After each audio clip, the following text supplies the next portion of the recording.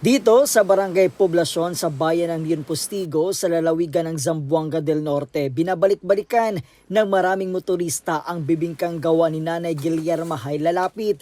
Kwento sa amin ng nanay, natutunan niya ang sekreto sa paggawa ng masarap na bibingka mula sa kanyang mga naging karanasan sa trabaho.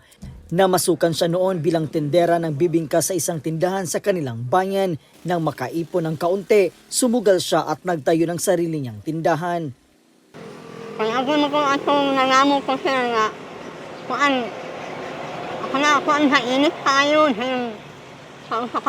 usakaansaw na kulong ko. Init tayo, usakaansaw na kulong ko. Maning ako anong pagbalingong kay, mapahuay ko ukoy man. Hindi mo yung pinuguso ako ang kansaho. Sabroso!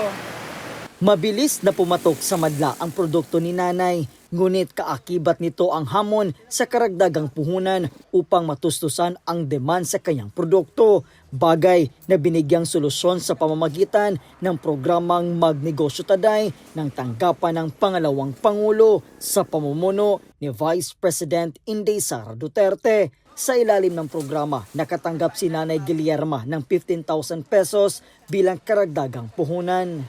Ginamit niya ito sa pagbili di lamang sa mga rekado kundi pati na rin ng bagong pugon. Kanini ang mga sinamintana mo sir, mga hugba, kalamay.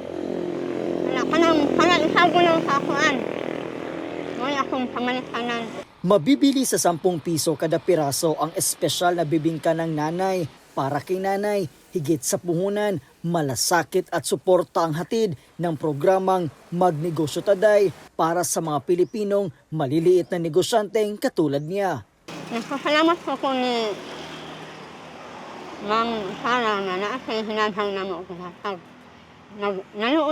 naluoy ang Ginoo nga pagaan sa niya og grasya nga ni ako sa mo. Mula po rito sa bayan ng Leon Postigo, Zamboanga del Norte, ako po si Brian Latasa, ang lahat para sa Diyos, bayan at pamilyang Pilipino.